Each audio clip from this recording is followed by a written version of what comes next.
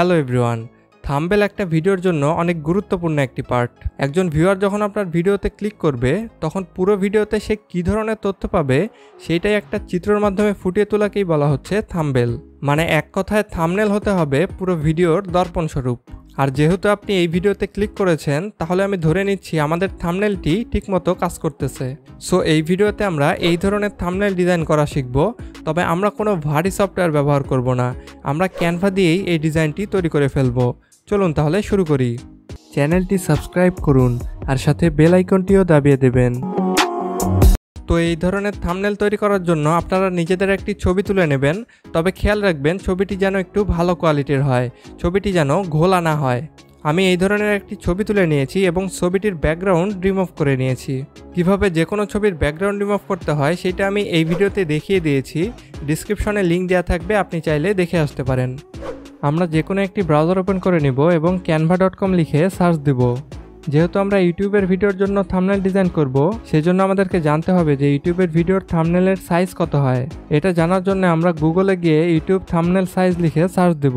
তাহলে আমরা দেখতে পাচ্ছি এটা হইতে হবে 1280x720 পিক্সেল। তো আমি ক্যানভাতে চলে গেলাম এবং এখানে কাস্টম সাইজ আছে, এখানে ক্লিক করলাম। এখন এখানে আমরা লিখে দিব 1280 এবং এখানে লিখে দিব 720।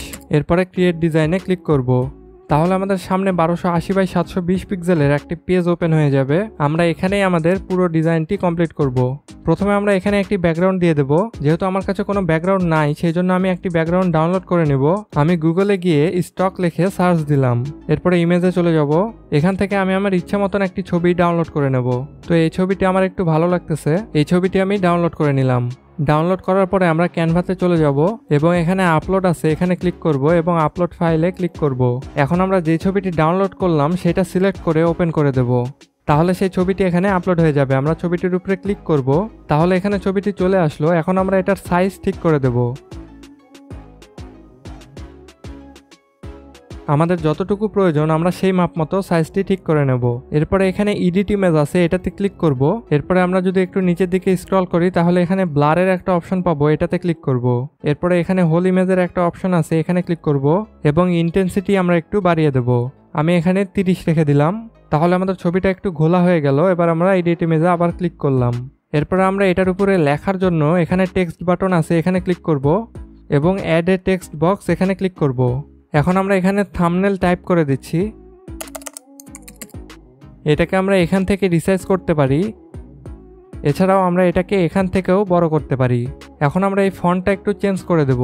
ফন্ট চেঞ্জ করার জন্য আমরা এখানে ক্লিক করব এবং এখানে আমি লিখে দেব ITC।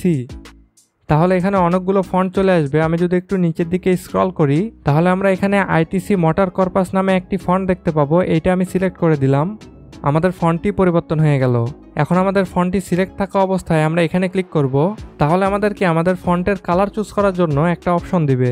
এখান থেকে আমরা চাইলে যে কোনো একটা কালার সিলেক্ট করে দিতে পারি, তবে আমি যেই কালারটি এখানে ব্যবহার করেছি সেটার একটা কোড আছে, সেই কোডটা আমি এখানে পেস্ট করলাম।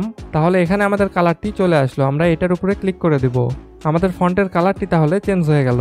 তো আপনারা চাইলে এই কালার কোডটি ব্যবহার করতে পারেন, এখানে আপনারা কোডটি দেখতে পাচ্ছেন। এখন আমরা এটার সাইজ একটু ঠিক করে দেব। আমরা যদি এখানে ক্লিক করি এবং আমি যদি একটা মাপ দিয়ে দিই, আমি 157 লিখে দিলাম এবং ইন্টারে প্রেস করলাম। এখন আমরা এই টেক্সটটিকে টেনে নিয়ে এসে আমরা জায়গা মতন বসিয়ে দেব। যেহেতু এখানে সবগুলো ছোট হাতের অক্ষর হয়ে আছে, আমি এখন চাচ্ছি যে এখানে সবগুলো বড় হাতের অক্ষর করব। সেজন্য আমি টেক্সটের উপরে একবার ক্লিক করব, তাহলে এটা সিলেক্ট হয়ে যাবে। এরপরে এখানে 3 ডট আইকন দেখতে পাবো, এটার উপরে ক্লিক করব। এরপরে আমরা এই বাটনে ক্লিক করব। তাহলে আমাদের টেক্সটটি ক্যাপিটাল লেটারে কনভার্ট হয়ে গেল। এখন আমরা এখানে আমাদের ছবিটি নিয়ে আসব। সেজন্য আমরা এখানে আপলোড বাটনে ক্লিক করব এবং আপলোড ফাইল থেকে আমাদের ছবিটি যেখানে থাকবে সেখান থেকে সিলেক্ট করে ওপেন করে দেব। তো আমি আমার একটি ছবি আগে আপলোড করে রেখেছি, এই যে এখানে আপনারা দেখতে পাচ্ছেন। এটার উপরে ক্লিক করব, তাহলে আমাদের ছবিটি এখানে চলে আসবে। এখন আমরা এই ছবিটিকে আমরা আমাদের পরিমাণ মতো সাইজ করে নেব।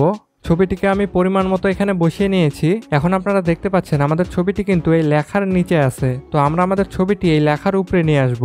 সেজন্য আমরা ছবিটির উপরে ক্লিক করলাম, তাহলে ছবিটি সিলেক্ট হয়ে গেল। এরপরে এখানে পজিশনের অপশন দেখতে পাবো, এটাতে ক্লিক করব। এরপরে আমরা এখানে লেয়ারের অপশন দেখতে পাবো, এটাতে ক্লিক করব। এখান থেকে আমরা আমাদের ছবিটিকে উপরের দিকে টেনে নেব। তাহলে এখন আমরা এখানে দেখতে পাচ্ছি আমাদের ছবিটি কিন্তু উপরে চলে আসছে। এরপরে আমরা আমাদের ছবিটির ব্যাকগ্রাউন্ডে একটু কালারিং করব। সেজন্য এখানে এলিমেন্টস আছে, এখানে ক্লিক করব এবং এখানে আমরা সানলাইট লিখে সার্চ দেব। এরপরে এখানে গ্রাফিক্স আছে, এখানে ক্লিক করলাম। তাহলে আমরা অনেকগুলো সানলাইট এখানে দেখতে পাচ্ছি। এখান থেকে আমার যেটা ভালো লাগবে আমি সেইটা সিলেক্ট করে দেব।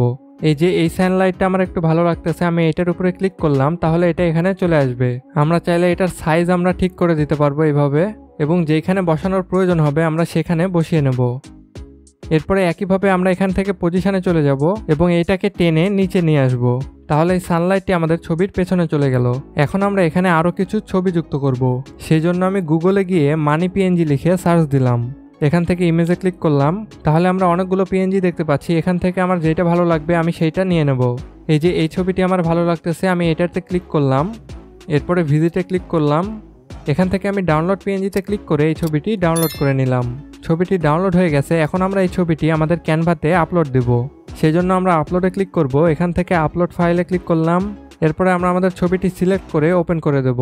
তাহলে এখানে ছবিটি চলে আসবে। আমি ছবিটির উপরে একবার ক্লিক করলাম, তাহলে ছবিটি এখানে চলে আসলো। এখন আমি এই ছবিটি সাইজ মতন বসিয়ে দেব।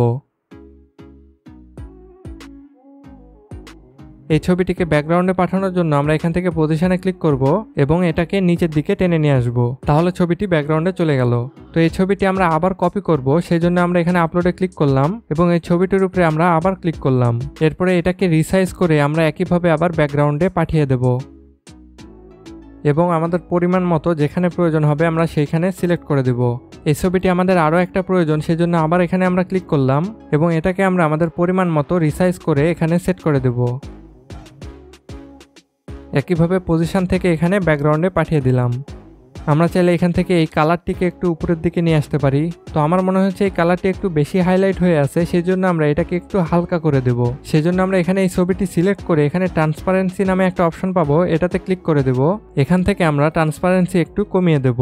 আমি এটাকে 30-এ রেখে দিলাম। এখন দেখুন একটু ভালো লাগতেছে। এখন আমাদেরকে এখানে আরো 2টা ছবি আপলোড করতে হবে। সেই জন্য আমি এখানে আপলোড ফাইলে গিয়ে 2টা ছবি আরো অ্যাড করে দিলাম। এই ছবি 2টা আমি আমার অন্য 2টা ভিডিওর জন্য তৈরি করেছিলাম। এই 2টাকে আমি এটার উপরে নিয়ে আসবো, সেই জন্য 2টার উপরে ক্লিক করলাম, তাহলে এখানে চলে আসলো। এখন আমি এখানে অ্যাড পেজের উপরে ক্লিক করলাম এবং এই 2টা ছবিকে এটার উপরে টেনে নিয়ে এসে ছেড়ে দেব। এই ছবিগুলো আমি নতুন একটা পেজে নিয়ে আসার কারণ হলো এই ছবিগুলোকে আমি এখন একটু রিসাইজ করব। তো রিসাইজ আমি এই পেজেও করতে পারতাম, তবে এই পেজে রিসাইজ করতে গেলে এই ছবিগুলো একটু সরে যেতে পারতো, তখন আবার এই ছবিগুলো মিলাতে একটু ঝামেলা হতো। সেই জন্য আমি আমার সুবিধার জন্য একটা নতুন পেজ নিয়ে নিলাম। তো এই ছবিগুলোকে রিসাইজ করার জন্য আমরা 2টাকে একসাথে সিলেক্ট করলাম এবং এটাকে টেনে একটা পরিমাণ মতন নিয়ে আসলাম এবং এই ছবি 2টাকে আমরা একটু এডিট করব। সেই জন্য ছবিটা সিলেক্ট করে আমরা এডিট ইমেজে ক্লিক করব। এখন নিচের দিকে একটু স্ক্রল করলে আমরা শ্যাডোর একটা অপশন দেখতে পাবো, এখানে ক্লিক করব। এখানে ড্রপ নামে একটা অপশন পাবো, এটাতে ক্লিক করে দেব। এরপরে আমরা এই ছবিটাও সিলেক্ট করব এবং ড্রপে ক্লিক করে দেব। তাহলে আমাদের ছবিগুলোতে একটু শ্যাডো চলে আসলো। এখন আমরা এই ছবি 2টাকে সিলেক্ট করব এবং একইভাবে টেনে এটার উপরে নিয়ে চলে যাব। আমরা চাইলে এখন এই পেজটিকে ডিলিট করে দিতে পারি। এখন আমরা এই ছবি 2টাকে জায়গা মতন বসিয়ে নেব। তো আমাদের ছবি 2টি বসানো হয়ে গেছে। এবার আমরা একটি অ্যারো যুক্ত করব। অ্যারোটি যুক্ত করার জন্য আমরা আবার এখান থেকে এলিমেন্টসে চলে যাব এবং এখানে অ্যারো লিখে সার্চ দিব। এরপর এখানে গ্রাফিক্স আছে, এটার উপরে ক্লিক করলাম। তাহলে এখানে আমরা অনেক ধরনের অ্যারো পেয়ে যাব। এখান থেকে আমাদের যেটা ভালো লাগবে আমরা সেইটা সিলেক্ট করে দিব। তো এখান থেকে আমি একটি অ্যারো সিলেক্ট করে দিলাম। তাহলে এখানে আমাদের অ্যারোটি চলে আসলো। এখন আমাদের এই অ্যারোটি যেখানে বসানোর প্রয়োজন হবে আমরা সেখানে নিয়ে যাব এবং আমি এটার পজিশন ঠিক করে দেবো। এখানে পজিশনে ক্লিক করলাম এবং এই অ্যারোটিকে আমরা আমাদের ছবির নিচে নিয়ে চলে আসলাম। এইভাবে আমরা একইভাবে আরও একটি অ্যারো নিয়ে নেব। এখন আমরা এই অ্যারোটিকে উল্টিয়ে দেব। সেই জন্য আমরা এখানে ফ্লিপের অপশন পাবো, এখানে ক্লিক করব এবং আমরা অ্যারোটিকে হরিজন্টালি ফ্লিপ করে নেব। এখন আমাদের যেভাবে প্রয়োজন আমরা এখান থেকে এটাকে ঘোরাতে পারবো। আমরা এটাকে সাইজ মতন বসিয়ে দেব। তো আমি এটাকে পরিমাণ মতো বসিয়ে নিয়েছি। এবার পজিশনে ক্লিক করে আমরা অ্যারোটিকে ছবির পিছনে নিয়ে যাব। আমাদের থাম্বনেলটি অলমোস্ট কমপ্লিট হয়ে গেছে। এখন আমরা যদি চাই এখানে আরেকটা ছবি দিতে পারি। আমি এখানে আপলোড থেকে আমাদের এই টাকার ছবিটি আমরা আরেকবার আপলোড করে দিলাম এবং এটাকে আমি একটু রিসাইজ করে এখানে পরিমাণ মতো বসিয়ে দিলাম। তো আপনাদের যেভাবে প্রয়োজন আপনারা সেভাবে বসায় নিতে পারবেন।